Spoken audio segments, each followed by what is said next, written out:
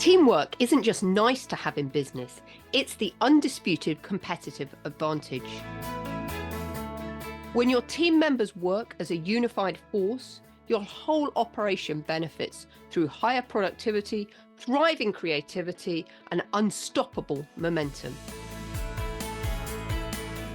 Welcome to the Impactful Teamwork Podcast, where we share with you strategies and tactics to help you develop game-changing teams so that you and your business can make a real difference in the world.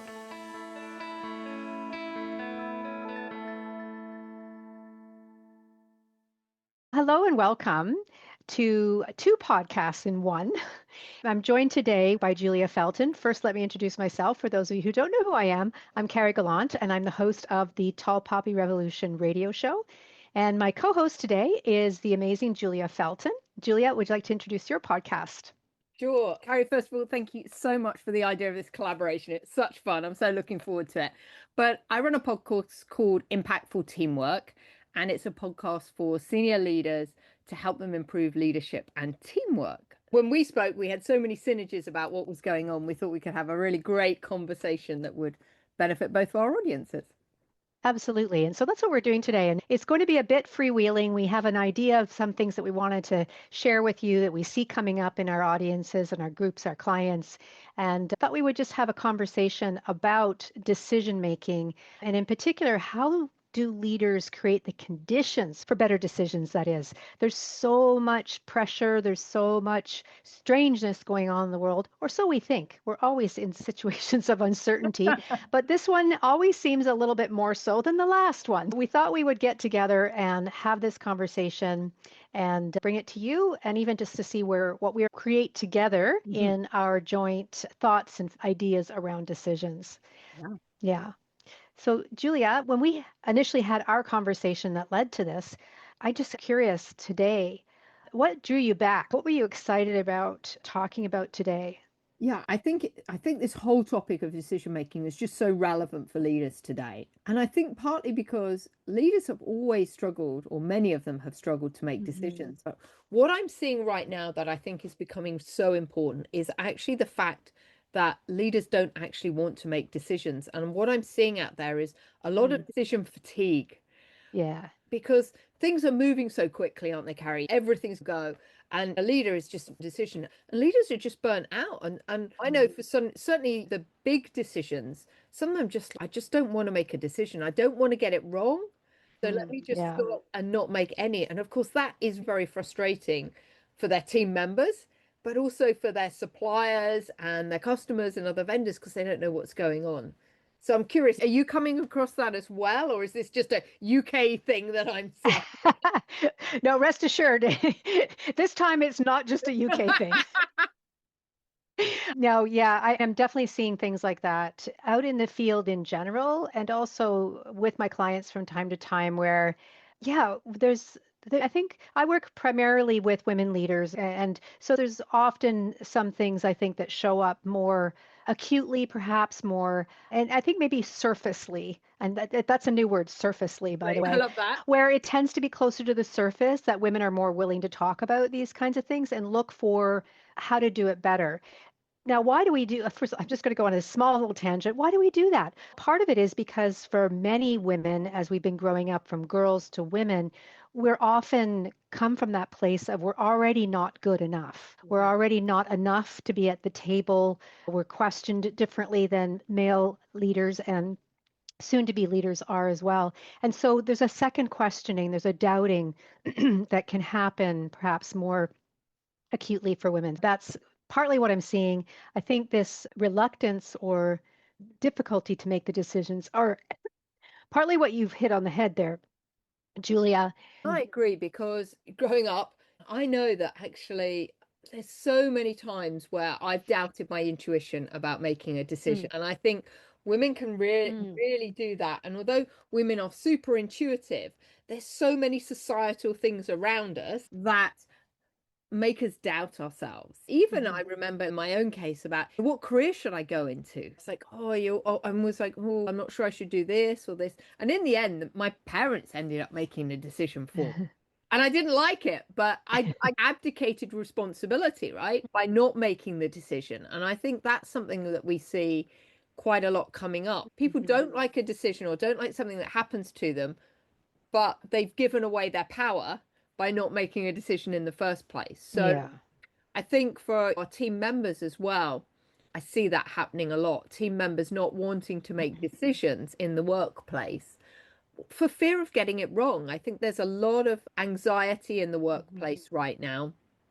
The economic conditions are quite tough. People are worried about losing jobs. So people don't want to stand up and be seen in your tall poppy revolution. Don't want to stand up, be visible, be that tall poppy that might get shot down.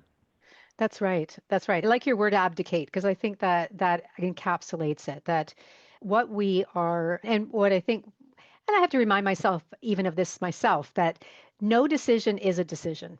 Yeah. Not making a decision is still a decision. Inaction is a decision. What I see in some people is, and this I think it not really in my clients, this I think tends to take place more I see it in people for whom they really don't have a belief, conscious or subconscious, that they have true agency, that they have the ability to make a decision that will affect their own lives. So their locus of control, if we think about the locus of control and the locus of influence, their locus of control is quite small. And let's face it, our own locuses of control are small. It's thoughts, feelings, and actions, right? Those are the three things that we can only control. We can influence just about everything else. So I can influence Julia and invite her to come today, but only if we find a place that we want to talk about together and have some feeling that we have something to share, right? I can't make her come to this call. Now we can try and exert power over to make someone do something, but in my experience, that rarely goes really well. You might get what you want, but at the end of the day, would the implementation be complete? Sometimes yes, sometimes not really, right? So the engagement, the ownership in the actions that a person has acquiesced or abdicated, even to use your word, and is doing, they're not doing with 100% typically, right?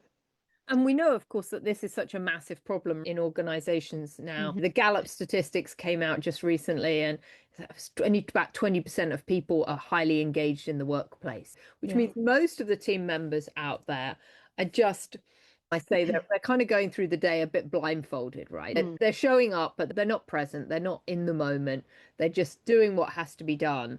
And that doesn't help the business move forward.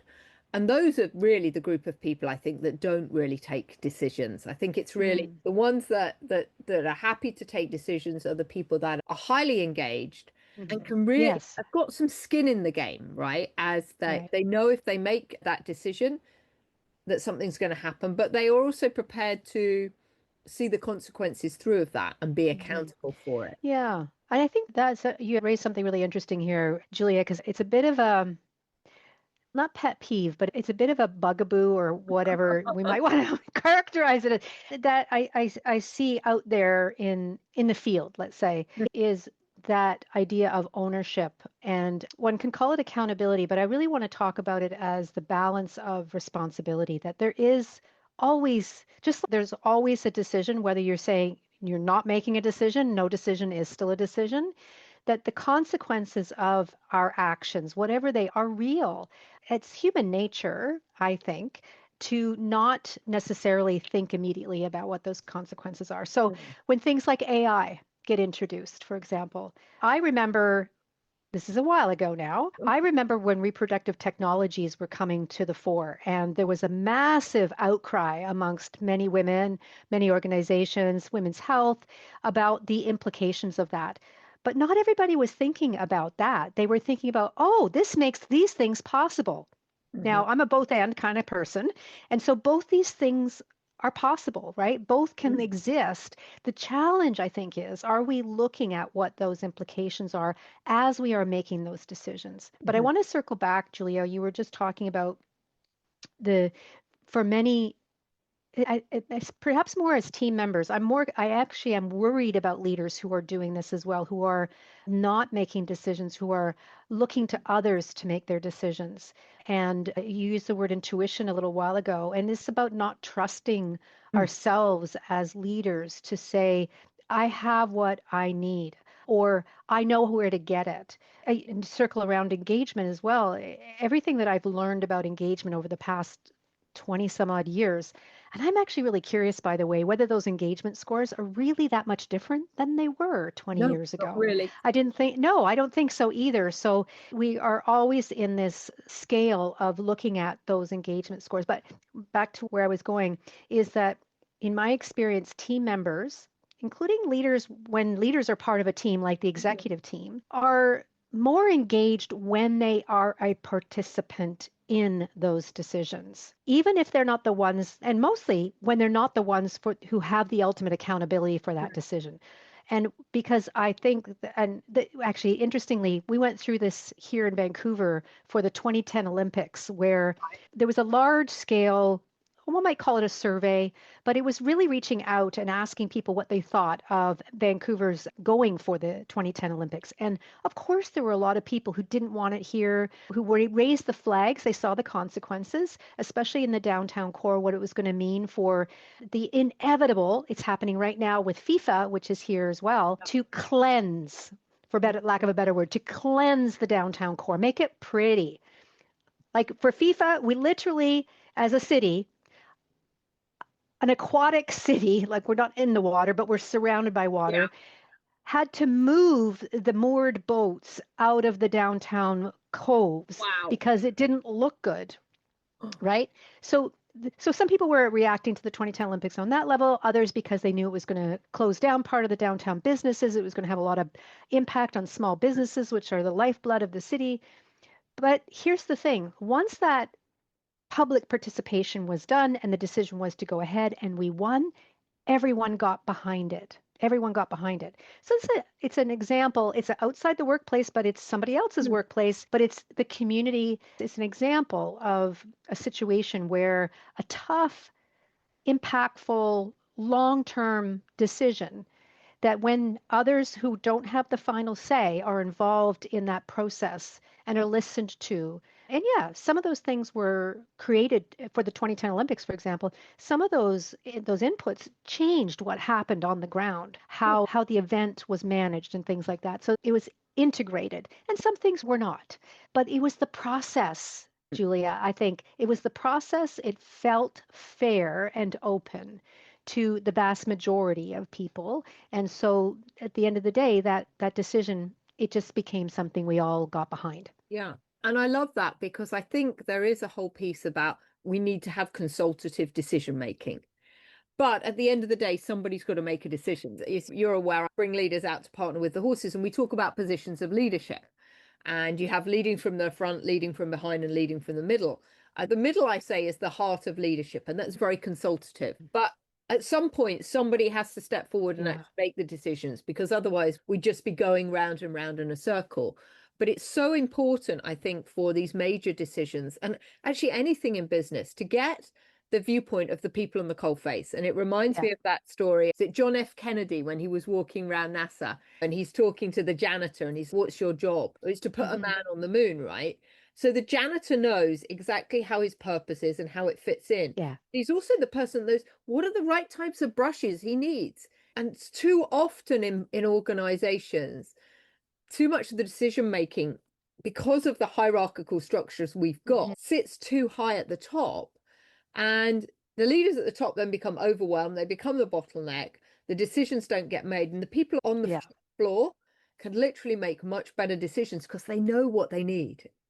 Yeah, that's actually a great point. I agree with you 100% that it is around giving that level of agency, that level of decision making at the best level, at the best earliest level that will helps to reduce that cognitive decision overload at the higher levels where that responsibility, it ultimately rolls up as well. I had the good fortune a number of years ago to work with a major telecoms company here in Canada as part of a consultant group. And one of my roles was to work with new managers and leaders on the new performance development system and training them in that. And one of the pieces that this company was really good at, actually, Julia, speaking of engagement, their engagement scores were in the tank before the then new leader came on board and did a top to bottom inquiry and started to bring in, not talk directly, but started to bring in input from all levels. And it was actually somebody out in the field who gave an idea that the company continues to run with in a public facing way. Now, that would never have happened if that chain of communication hadn't been opened up through this organizational inquiry and then bringing up all of those. In fact, one of the examples I gave was very close to that story you told about JFK, about the difference between somebody who thinks that they're a bricklayer and somebody who thinks they're building a cathedral. Yeah. Same action, same task, but an entirely different understanding and connection to the purpose of what they were doing because they understood it, because the person who was in charge of building the cathedral had shared all of the different ways in which that person laying the brick mattered to the cathedral. That, by the way, if you think of Chartres Cathedral, that took something like 600 years to build. So you can be damn straight that everyone who had a role knew that it was part of that cathedral that was going to be at the outset. And I think that comes back to the whole concept of context. Yes. And making sure that whatever we're doing in business and whatever decisions we're making, we understand the context around it. Your example there of the Olympics in Vancouver, lots of many different decisions, but what's the context? Why are we doing it? Why is it? What are the benefits of doing it? Rather than going, we're having the Olympics and that's just what's going on. People need to understand, and so that they've got buy-in to it. Yeah. I think that's so important. Nobody likes to be told what to do. 100%. But actually, when you understand the rationale for why a decision is being made or why we're considering making a decision, then I think people can sum up the pros and cons of it and decide themselves which they want to go. And some people naturally won't be behind it. But often I found those people that aren't behind the decision, they can understand why the decision has been made and why we've decided to go route A rather than route B. Yeah.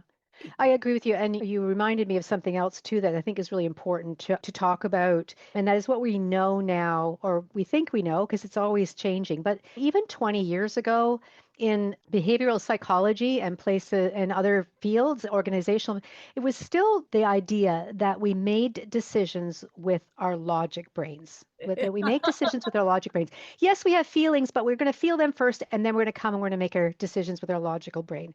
Now, thanks to the neuroscience and developments of neuroscience and MRI imaging and all of that, we now know that no, the reverse is true, that we actually make decisions all the time based on our emotions and our feelings. Logic can come in, absolutely, because we want to think through those logical conclusions, for example. And at the end of the day, the vast majority, if not all of our decisions, are influenced by our emotions. And in many cases, they are actually driven by the feelings and the emotions. So imagine what we've just talked about up till now. A team member who has their own feelings about being asked or required to do something in their job, but has mixed emotions about it. How are they likely to approach that? When it comes to me making a decision, how are we going to be involved? How are we involving people's feelings? Now, when I think about the Olympics again, as that example, you damn straight, that was a lot of emotional that got involved with it, right? The way all of our sporting world tends to have a lot of emotions behind it, certainly watching the fans get involved in it, for example. And so we do ourselves a disservice as leaders I believe, when we don't factor in how are people feeling about it? How am I feeling about it?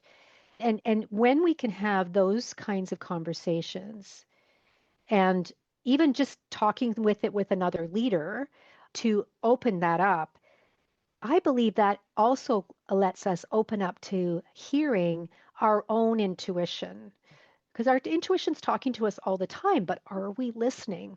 Are we listening to where that is? I think when you were talking just a minute ago too, Julia, about having all those different inputs from team members, from those conversations, I think all that information then is there for a leader to even sense into their intuition now based on all of that information, whether it's leaning in the logic direction or it's data around emotions and feelings, that can get us to the best decision. Yeah, and it's really interesting, isn't it? Because exactly what you're saying, we think with our brain, but actually, I mean, the latest neuroscience, I think, is showing that we've got more brain cells in our gut than we do in our Yes. head. But so many leaders, and I've been guilty of this a lot, Oh, we walk around and dare I say, our heads are disconnected from our bodies, right? And we yeah.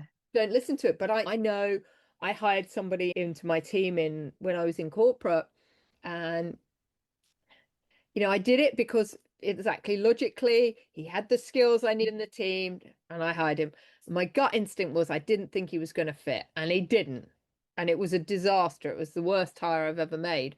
But it was so much energy to actually then counsel him out when we'd made the wrong hire. It was so difficult. Yeah. And I was like not wanting to upset anybody. So I wasn't making a decision about what to do with him. And it actually took my team turning around to say to me, Julia, if you don't let that person go, we're all going. And I was like, Wow. Yeah. whoa, okay. And so I think, why do we also not make decisions in the workplace? Because it gets some conflict going, particularly Yeah. if it's a recruitment decision or releasing somebody from the team. We'd rather not have to have that conversation. So then we let things fester, and then they tend to explode. And we're like, That's oh, right. why did you all of a sudden get so angry about that or whatever? And it's because it had been building and building, and then people just vent because the emotions, they have to come out at some point. You can only suppress them so long if we're not listening to them. It's true. And it's interesting what you just said. I just had this conversation the other day that when we think that something is arising that is interpersonal conflict, percent of the time, the source of that conflict is actually structural. It's actually a system or it's a process. So this is where logic and feelings, emotions can really knit up well, is we use logic to describe the situations that we want, what they can look like, and also please describe the situations that you don't want so then you can see, oh, this is what I need in order to have in place in order to mitigate or to ensure that I'm not going to get what I don't want, but to increase the opportunities for me to get what I do want. So thinking about your hiring situation, this is not a blame thing, by the way, Julia, No. but just thinking about hiring generally, we often go to creating a job description, for Mm. example. But how often are we actually including in that job description or thinking about what culture do we have here anyway? Right? I often am working on the other side where I am working with leaders who are looking to move to a new organization. And a question that often doesn't get into that mix is what is the culture of this new organization? How will I feel? Will I like it? What do people who are already there think about the culture? Do that interview. Forget the people at the table that are interviewing you. Go find somebody who works there and talk to them because it's this 360 degree of information that gives us really the fulsome place of the logic and the emotions in order to make those really good decisions. I would love to circle around something in my head that you were saying a little bit ago, and it reminded me that we've been talking about logic and emotions. You started to go into talking about that intuition, right? That we trust our bodies, and it's that multiple intelligences that we now know that we have. We don't just have that single Yeah. intellectual intelligence, it's emotional. That was the second one that really came out in the 80s and 90s. But now we know we have somatic intelligence, we have gut intelligence, there's multiple intelligences. And one of the things I think that you and I look at in the work that we do with our clients is also Yeah. around energy and how when you walk into a room or somebody walks into a room and the energy changes without them saying a word. Yeah. So I would love to why don't we dive into this one? Because I know that with the horses, having worked with some horses myself, I know the work that you do, a lot of that, because it's nonverbal. The horse can't talk. Yeah. And I think, yeah, the work I do with the horses and with leaders is so powerful because it's really helping people become very present to what's going on so they can read body language. We can Yeah. all read it, and we're reading the body language, which is physically how somebody's looking, but more importantly, the energy that they're giving out. And so many of our clients say, oh, I can't do that. But like you said, we've all walked into a room and somebody who's having a bad day before they even say anything. You do know. So I think Energy is such an important thing in the workplace that we don't really Mhm. talk about. And there's energy on so many different levels: energy of individuals, energy of teams, energies of organizations. And you need to get a good match for you. You talk there about the person searching for a career.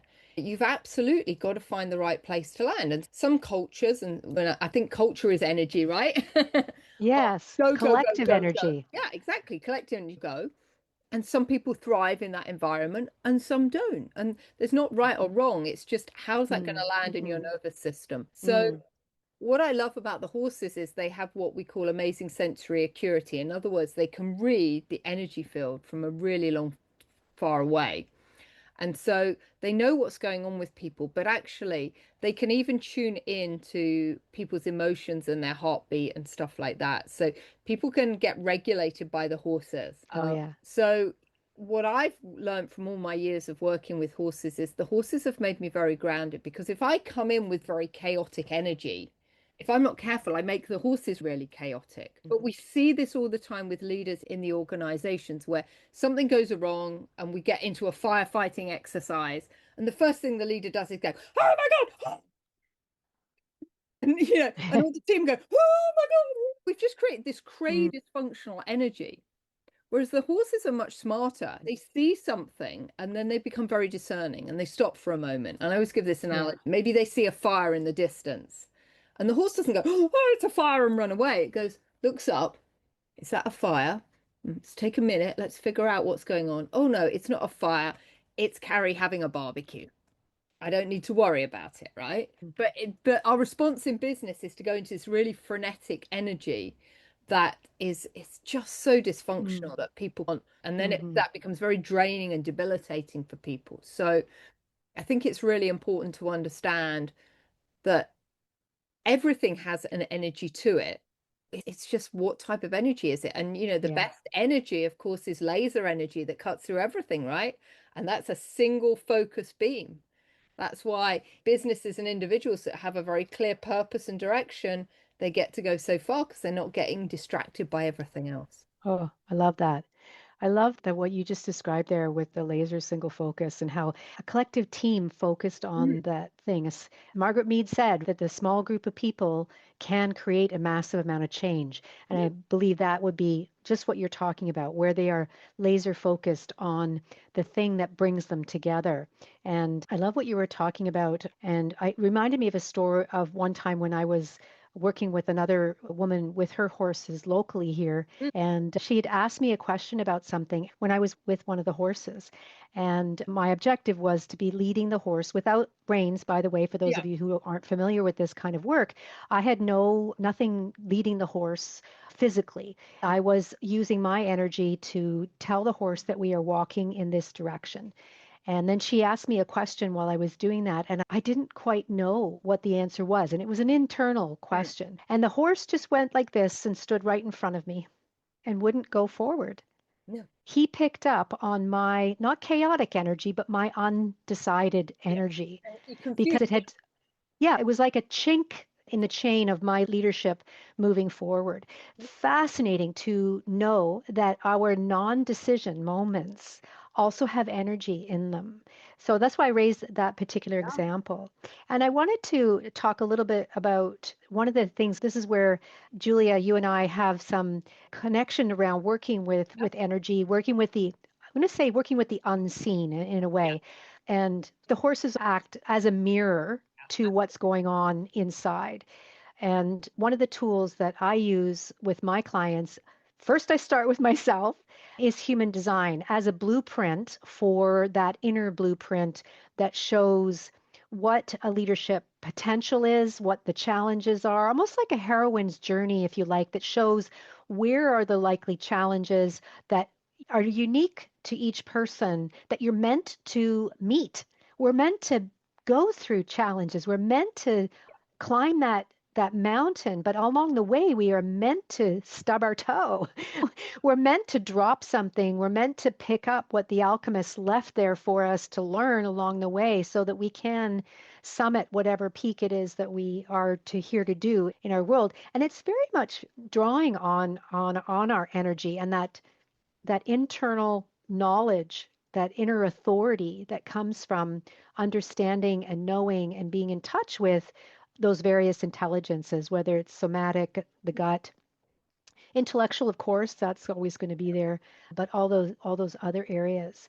So Yeah. yeah, I wanted to just surface that because I think we have these unseen worlds that we are bringing to our clients where they might not have thought of things this way, but it's showing another way to see leadership in action and to see the impact implications as well as the potential for even growth, higher leadership if one wants to think it that way. Yeah, and I love both of our work involves intuition to some degree. Mhm. And I'm a big fan of human design, and it's really helped me understand the way that I operate. And I love it as a kind of roadmap for people to Mhm. get the best out of themselves. And it helped me understand why I operated in some ways and why some stuff landed for me and other stuff didn't, because everyone's unique. But I just love the word intuition. I just wanted to share this because intuition is always this thing we talk about it, but it's really difficult to understand Mhm. what it is. And this was actually shared with me by a Canadian equine teacher. And if you take the word intuition, you break it down in words, it's in and then tuition. So inner Ah, teaching. And so if when you start thinking about your intuition, it's your I inner love that. teaching. It's what you innately know.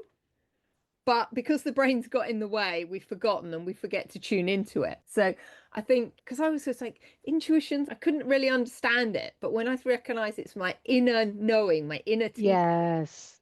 I think that really helps Oh, people understand. that's great, Julia. Yeah. I love that. And you also reminded me, I've been doing this series recently, just this past week on both Substack and LinkedIn I call it the practice of stillness. Mm, And the practice of stillness is really, it is my number one in human design is the stillness gate. right. Don't worry about that. It's the energy that is collectively around us right now is to bringing forward stillness. So for those of you, if you might be feeling even some energy from, if you're listening very soon after we've launched this, but it isn't always, it's around all the time. But this idea of the practice of stillness and linking it to intuition that is how we access intuition with all the noise and the chaos and everything. If we're busy on our phones, our devices, what's going on, or even if we're listening to podcasts. Now, I'm gonna counter myself in just a second, because for some of us, the way our minds work, we actually get intuition when we are doing something else. It might be listening to a podcast. It might be working with your hands. It might be going for a walk. It might be sitting and meditating, or just allowing the brain open space. Mm. So, various different ways in which stillness can come about. But really, what I think it is the calming of whatever the noise is so that inner knowing has space and openness to come out and to be available to us. Like you said, we can't access it if we're not listening to it. Or it will tell us. In some cases, it will just slam you upside the head if you don't listen to it. And it's really interesting because it does make so much sense, because when we look at how do people get into flow, that state when everything's going and it's so easy, and all of a sudden, a bit like this podcast, 30 minutes have gone by and it feels like it's been about 5, right? What actually has to happen before you actually get into flow state is that you go through a period of struggle, and then you step away and it's like you have a shower or you go on a walk or you listen to a podcast, and then all of a sudden, because you've slowed down and you're not focusing on it, the Mm. brain subconscious goes to work and starts figuring it out. And Yeah.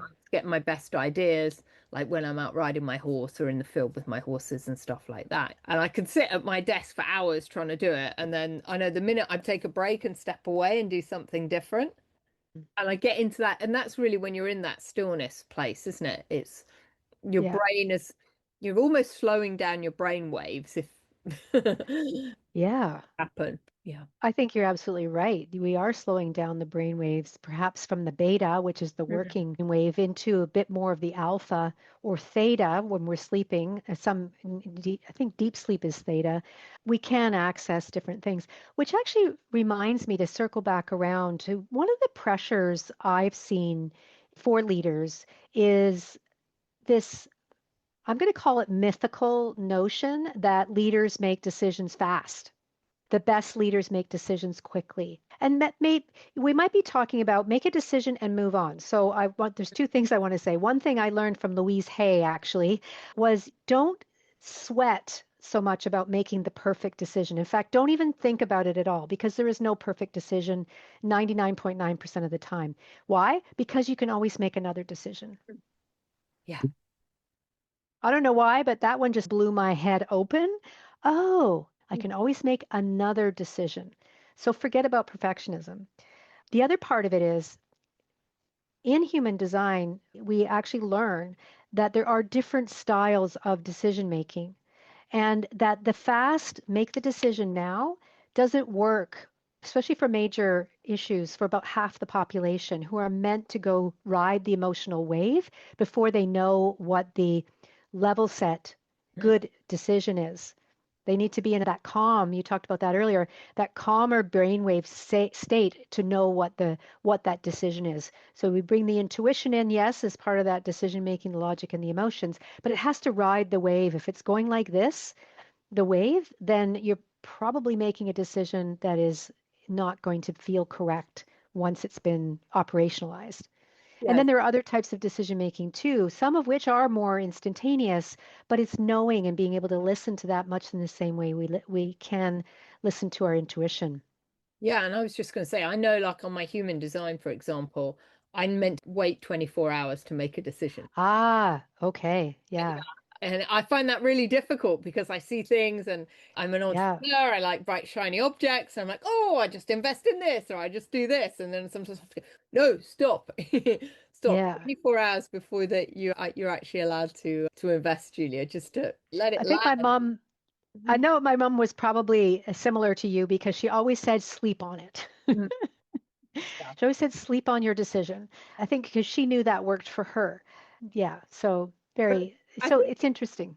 I think it is so important because there's very few decisions in life that you can't change. I was about to say, ideally, you don't want to change your decision about who you marry, but in the moment, you're making the decision and it feels like it's the right decision. We know, unfortunately, about 50% of marriages end up in Hmm. divorce. You can change things. And I know when I moved to Yorkshire, which was about 250 miles up the country, and everyone's, you're mad. And I'm just like, well, if I don't like it, I can just come back again. Smart. I'm a bit more laissez-faire about some of these decisions because there's very few that are actually, in my world anyway, that are life and death. I'm not a surgeon and I'm not that, having to save people's lives. And that might be slightly different in that environment. But for most of what I do, I can change it. The world's not going to fall apart if I get it wrong. But to actually make a decision is really good. And I think I'm quite good at making decisions and I just get on and do it. And I think that might be partly my early career. I was in the hotel industry.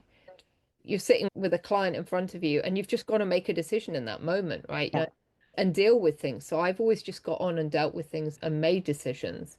And then afterwards thought, reflect on it. But yeah, nobody's died, nobody's fallen apart yet. So yeah, it's all right. Yeah, and you have raised an important point that I do want to circle back to and acknowledge that there are many professions and times in life where we do have to make an urgent, quick decision, like first responders, Yeah. doctors, you mentioned. My formal profession of being a lawyer, there's immense pressure to have Yeah. the right decision, and sometimes that has to be done there. And how do we do that? We go through a lot of training, Mhm. a lot of training, a lot of practice so that those professions can make those decisions like that because of the investment of time and energy and money, of course, to get there, to get to that level of proficiency to make those types of decisions. So I did want to acknowledge that it's not just we're going to step from here to there and make those kinds of urgent decisions. No, we have a lot of things to do between where we are today and where we want to be if we want to be the person who's making those decisions. The same way that our executive and C-suite level clients, they didn't just start from day one and get into the C-suite. That took them a lot of time and practice and learning and experience as well, so that even Mhm. in your experience that you described just now, Julia, I imagine came through your life experiences and you that wasn't, what was this something that you've always been doing, like when you were 23? Could you say the same thing? Yeah, no. So I got thrown in situations to make decisions pretty young. I'm assistant general manager of a hotel. Your boss isn't there. You're the one in charge of the whole hotel. You've got to You make the learned decision. fast. There isn't one. So you learn, like you say, really fast on the job to make those decisions. Yeah.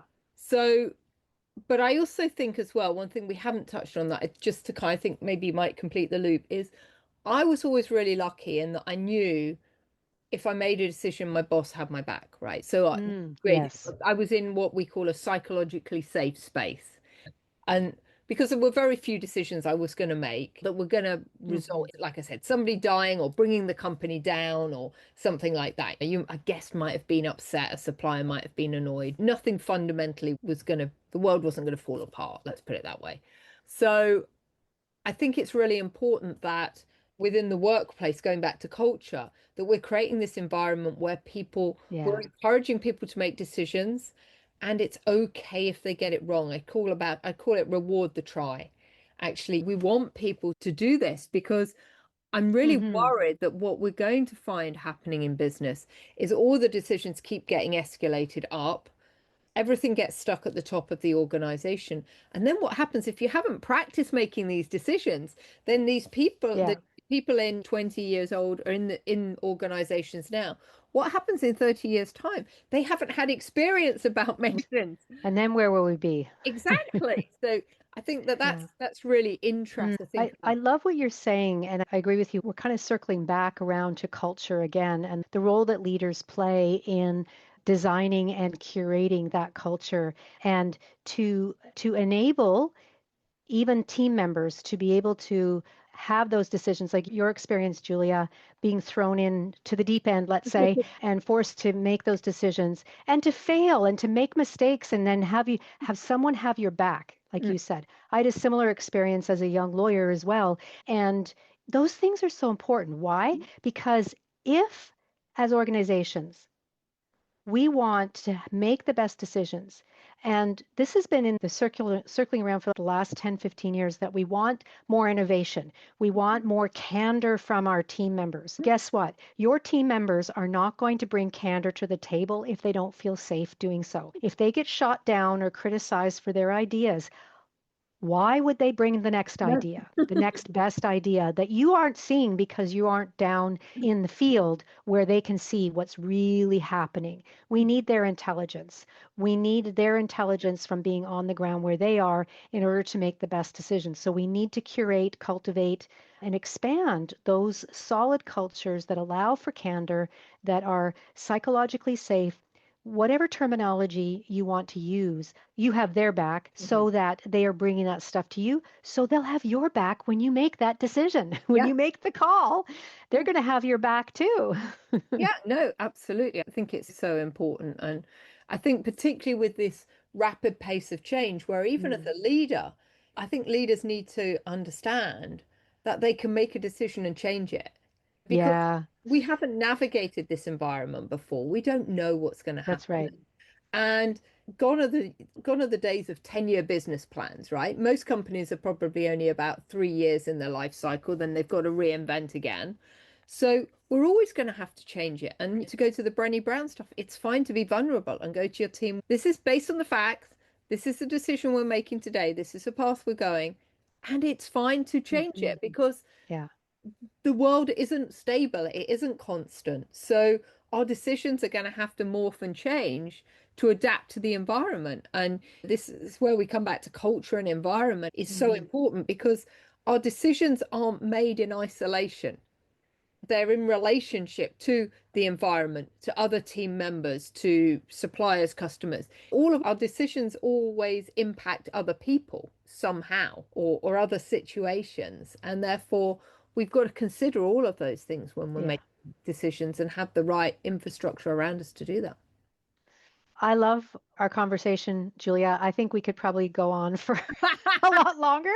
And I think there's other threads that we may want to pull on and come back to more in this conversation. And let us know what questions you might have or what your thoughts are about decision making, your experience, and how we can all contribute together to making better decisions. And if you're concerned or you've got some conversations, some strategic conversations coming up, I always work with my leaders on having those strategic conversations, the challenging parts of them. And I've got a few different things coming up in the future for strategic conversations labs. So go ahead and get in touch with me, and you can follow me on Substack or on LinkedIn with my name. And Julia, over to you. What would you like to share as we close out today? Most of my work is around creating high performance teams, and obviously decision making is part of that. I have a framework called the Unbridled Teamship Roadmap, which takes you through all of the areas that you need to look at, which includes decision making and having those challenging conversations as well. And people can go and take the Turbocharge Your Team quiz at businesshorsepower.com/quiz, which is always a great starting place. And then we'll hop on a call and we'll chat through those results and find out the areas in your business that need the most attention first around your team. So is it more around trust? Is it around how do we harness the energy? Or is it how do we become way more adaptable to manage the environment around us? Beautiful. Lovely. I've had a lot of fun, Julia. Hope you have too. Yeah, absolutely. I'm just going to close us out for our joint podcast today. I hope you all have a great rest of your day and some great decisions. Yeah. Bye for now, everybody. Okay, bye-bye.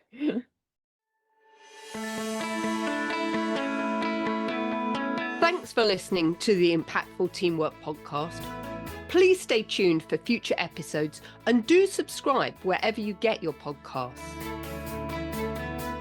If you've enjoyed this episode, please leave a rating on your favorite platform. Recommendations are essential for attracting new listeners. Please follow us on social media at Julia Felton and at Business Horsepower. And if there are any topics you'd like us to cover on future episodes, please do let me know.